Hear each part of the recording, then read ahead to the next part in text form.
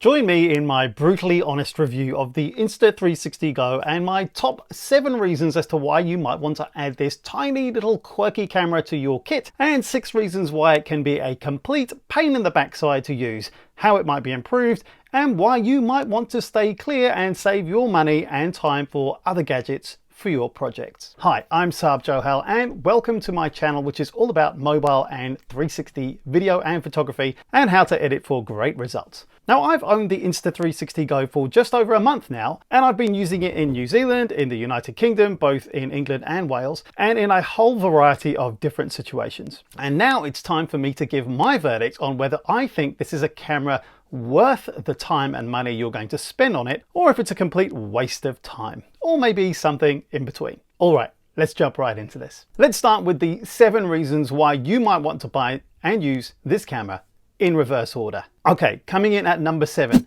the Insta360 Go app really is very good. I've already published a video here about how you can take advantage of some of the app features even if you don't have a Go. And the stories feature using the flash cut artificial intelligence implementation really is very good to start with. But this can also be a negative too, as it gets old pretty quickly. Having said that, it's fiddly, but it's possible to totally edit to a music track and to customize your own story and flashy transitions so you don't have to leave the Insta360 Go app environment to get a pretty polished little clip for social media. And if that's what you want to use the Go for, well, then you will be a very happy person indeed with this little miracle camera. At number 6, the microphone. Now, I've already commented on how good I think the microphone on the Go is in this video linked up here, but I also tell you how you can improve it further using the Bruce-free noise reducer app. To be honest though, I think the mic is so good that unless there is something really wrong with the audio, like some buzzing in the background you might want to get rid of, I think it does a great job. Probably one of the better mic implementations I've seen,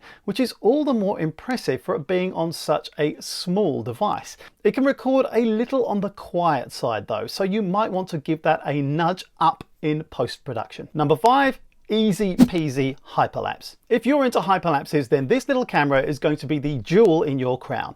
Stick it on your scooter, on your head, or on your pendant, shining out from your t-shirt just like Iron Man. Press the right number of clicks, that's 2 once the camera is already on in default settings.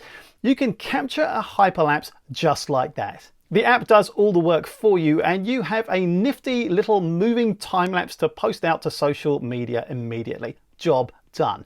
Never has a hyperlapse been so easy from capturing to getting it out into the world. And you can easily choose if you want 16:9 square or Instagram story format with a simple swipe too. Okay, at number 4 is water resistance. Now, it's not waterproof, but it is water resistant, which for me has been really useful. On my recent trip to the UK, it rained for pretty much 80% of the time I was there. So where I would usually be using my 1X, it just wasn't really possible. Now, I could have got a case or used my Hero 7 Black, but the Insta360 Go did just the job I wanted it to. And I could even use it to splice together some of the gaps when the clouds broke and the sun shone through, and I could actually use my 1X as well.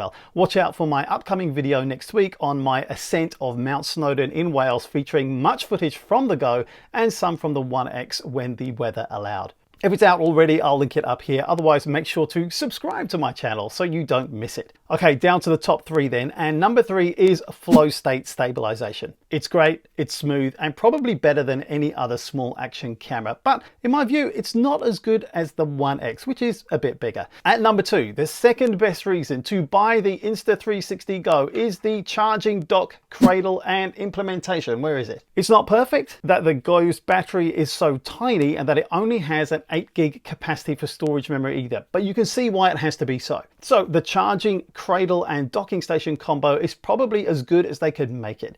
And it has a distinctly Apple-ish feel about it, and I mean that as a compliment. And I reliably got a good 2 or 3 charges out of it when I was in the field, which was enough for all day really, even when I was relying on the Go for most of the day because of the weather outside making the use of the 1X impossible. Good job Insta360 for the charging solution. Well, on iOS anyway. I can't speak for the Android-based experience because I haven't used it. And here it is, the #1 reason for buying the Insta360 Go is its versatility. The mounts, the magnetic attachment ability. To be honest, there's probably nothing else quite like it out there. Personally, it had great novelty appeal for me, but that kind of cuts both ways too.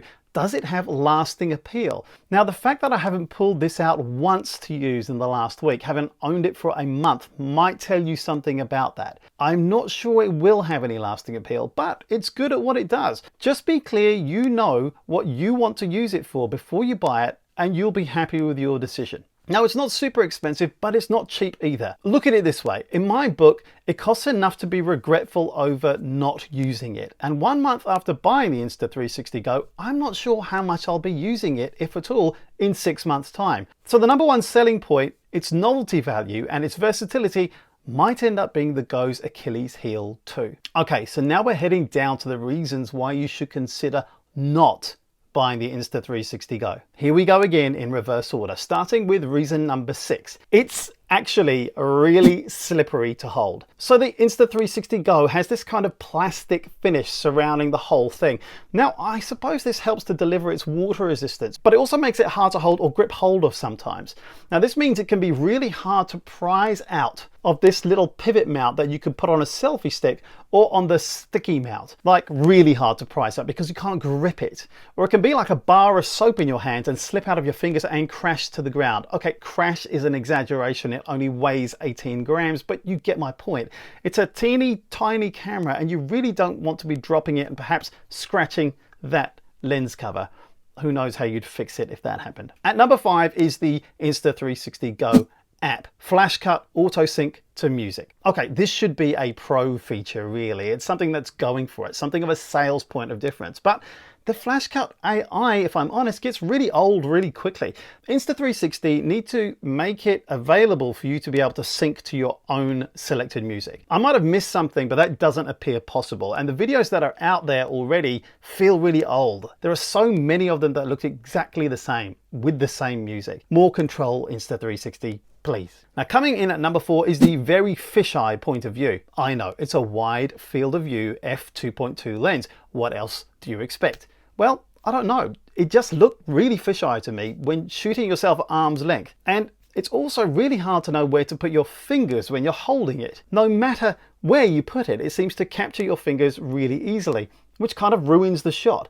And if you try to hold it with your fingertips, then you risk dropping it. So I ended up getting footage of my fingers everywhere. Never have my fingers starred so much in my movies. Now, we're into the top 3, and at number 3 is video quality, including overexposure and low light performance. You can see a video that I made earlier pointing to an issue that I think there is with overexposure for the Insta360 Go. A few people wrote back to me, including Insta360, saying that they thought it might be a dirty lens, but I'm not convinced by this argument. I was taking care to wipe the lens, and the footage was taken on several different occasions. Now, Insta360 wrote back to me again, claiming to have addressed the problem, but because there's no way to tell, I guess you have to take their word for it if considering this camera. I also found that you got quite a lot of jelly-like video effects, even in indoor situations where it wasn't so badly lit at all. So it really is only suited to outdoor and very well lit indoor footage capture. The other point to mention is that all video modes feature a 50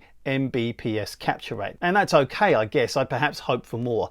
And to my eyes, you can tell. Once you perhaps edit the immediate footage produced by the app again to make an Instagram post or YouTube video, I think you can start to see some noticeable degradation and artifacts in the footage already. So bear that in mind too. The quality really is quick and dirty. Good enough for social, but not much better than that. At number 2, the second most important reason in my view to consider not buying the Go is the fact that you get very little feedback when you're trying to use it. Now, of course, because of the size of it, there's no live view. There's no way of telling that it's on because the LED light is on the front of the camera. So unless you're looking at it or facing it somehow, you just can't tell. Sure, you can look at the screen if you've got it connected to your phone, but there's only a certain number of scenarios where you're going to want to do that. Most of the time, you're just guessing. And that brings me to the single most annoying thing about the Go. The number one reason not to buy this camera is the button. The button here is frankly infuriating. The number of times I thought I was capturing video when all I got was a photo of my fingers or something else I didn't want,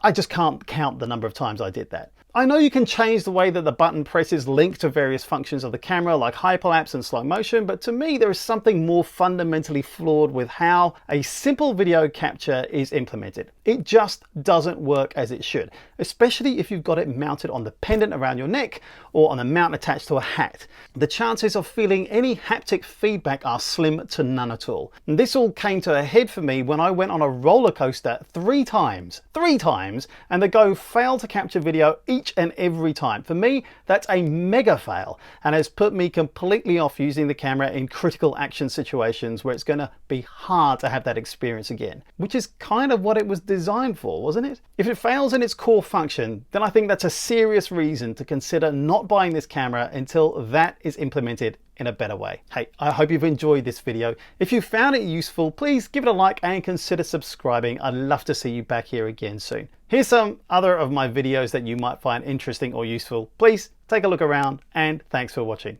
Cheers and go well. See you again soon, I hope.